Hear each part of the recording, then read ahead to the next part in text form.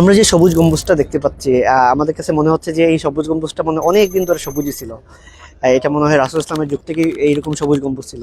কিন্তু আসলে রাসূল ইসলামের যুগে তো এরকম গম্বুজ ছিলই না। তখন তো সাধারণ একটা মসজিদ ছিল।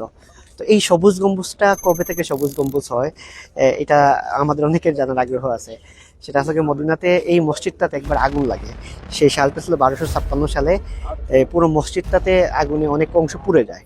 সেই পুড়ে যাওয়ার পর তখনকার যে মুসলিম বিশ্বের সম্রাট ছিলেন, রুকনুদ্দিন বাইবার্স, তখন উনি মদিনা মসজিদটা সংস্কার করেন।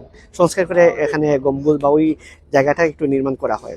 তারপর আবার এখানে আগুন লাগে, মসজিদ নববীতেই আগুন লাগে। সেই সালটা ছিল 1481 সালে। একবার বজ্রপাত হয় এবং এখানে অনেক কিছুই পুড়ে যায়। তো পুরো মদিনাবাসী আসে এই মসজিদের আগুনটা নিভাতে। তখন সুলতান কাইদবে, তখন উনি প্রথমবারের মতো এইখানে গম্বুজটা, এই যে আমরা সবুজ গম্বুজ দেখতে পাচ্ছি, এরকম একটা গম্বুজ নির্মাণ করেন। তখন যে গম্বুজটা নির্মাণ করেন সেই গম্বুজটা হলো সাদা একটা গম্বুজ। এটা দীর্ঘদিন ধরে এই সাদা গম্বুজটা ছিল। অর্থাৎ আমরা এখন মদিনা দেখলে, রাসূল ইসলামের রওজা দেখলে মনে করি সবুজ গম্বুজ, কিন্তু 1481 সালে যে গম্বুজটা নির্মাণ করা হয় সেটা আসলে একটা সাদা গম্বুজ।